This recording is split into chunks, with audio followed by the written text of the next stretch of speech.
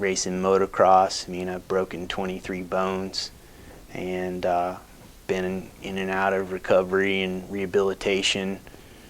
Every time shaking it off, but every time losing a little bit of myself. A partner and I licensed the Hustler clothing line, and we did that for 3 years, and we started with nothing. In our first 6 months, we'd sold $1.5 million worth of t-shirts, and I was the president of Hustler Clothing for the next 4 years. Business exploded. I had sales reps, a dozen domestically, and licensees all over the world. At a pretty young age, late 20s, early 30s,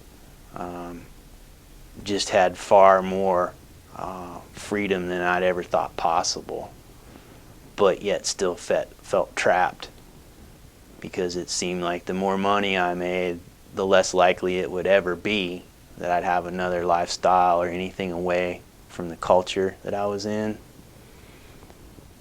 During that time, I felt something tugging at my soul, and I didn't know what it was. That deep down, this just isn't right. The drug and alcohol abuse sped up, so to speak, as I'd had another severe motocross injury in 2005. My world literally came crashing down. My femur broke, my tibia, my fibia, my ACL.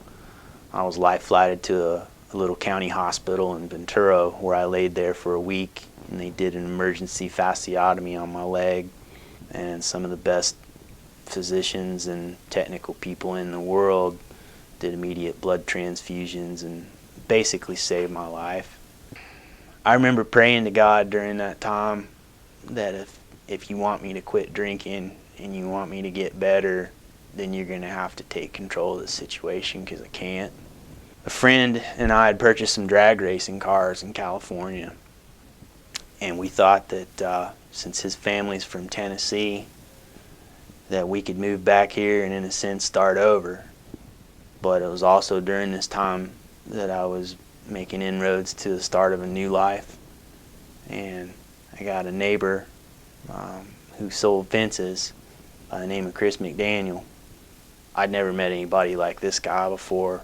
He pulls up in this butternut yellow Dodge truck and screeches to a halt and jumps out and tells me we're going to be best friends and we're going to fish and hang out, and I didn't know what he was on, but I was skeptical, and I thought, well, he started talking about Jesus and some of the trials that he'd been through in his life. And early on, we were closely akin to each other. He'd lost a brother through a drug overdose, and he himself had walked in darkness a lot of years. So, I thought if somebody could go through that much pain and suffering and now have this much joy in their life, there's got to be something bigger. I had a searching heart.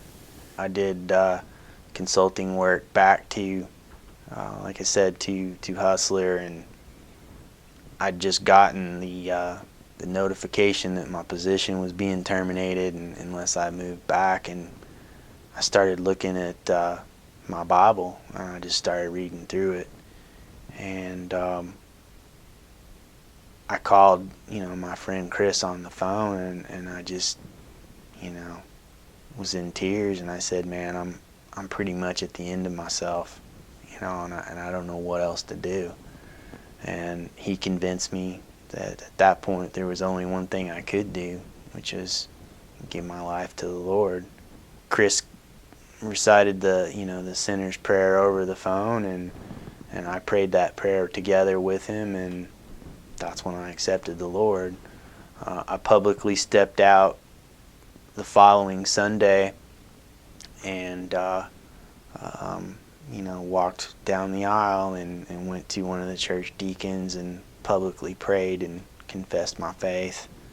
And it was about a couple weeks later, followed through in obedience and was baptized. When Christ comes into your heart, you're filled with a desire to want to help people and to love them and step outside of yourself. That there's a bigger purpose to life than me and what my desires are.